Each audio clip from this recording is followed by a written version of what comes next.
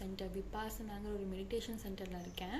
இது வந்து திருமுடிவாக்கம் சென்னையில் லொக்கேட் ஆகிருக்கு. அண்ட் இந்த லொக்கேஷனுக்கு தம்ம சேதுன்னு சொல்லுவாங்க.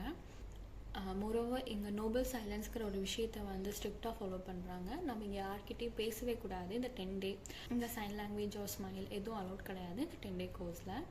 at the last day of the course we are allowed to talk with all and mobile allowed கிடையாது. நான் இப்போ வந்து ஒரு 1 hour தான் ஆச்சு. போய் மேனேஜ்மெண்ட்டை மீட் பண்ணணும்.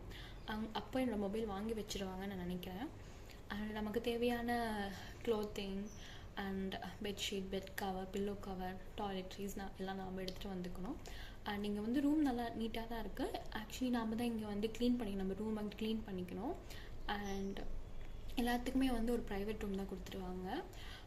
பெட் எல்லாம் இருக்குது, எல்லாம் நீட்டாகவே இருக்குது. அண்ட் ஃபுட்டும் நல்லாவே இருந்துச்சு. நான் காலைல வந்தோன்னே எனக்கு ஃபுட் கொடுத்தாங்க. நான் வந்து இங்கே ஒரு 7 o'clock சம்திங் வந்து நினைக்கிறேன். வந்தோடனே எனக்கு ஃபுட்டெல்லாம் அரேஞ்ச் பண்ணி கொடுத்தாங்க, நல்லாவே இருந்துச்சு.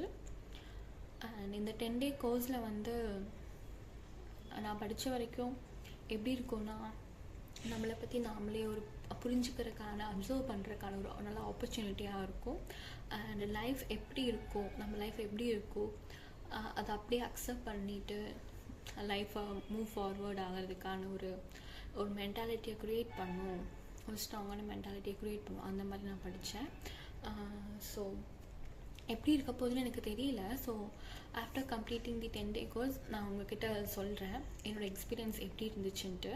நான் உங்களுக்கு ரூம் டூர் அண்ட் இந்த லொக்கேஷன் எப்படி இருக்குன்னு காமிச்சு கொடுக்குறேன். வேறு என்ன, ஓகே, ஆஃப்டர் 10 days இந்த கோர்ஸ் எப்படி இருக்க போகுது, எனக்கு என்ன எக்ஸ்பீரியன்ஸை கொடுத்துச்சு, எல்லாத்தையும் நெக்ஸ்ட் வீடியோவில் பார்க்கலாம். until then bye bye.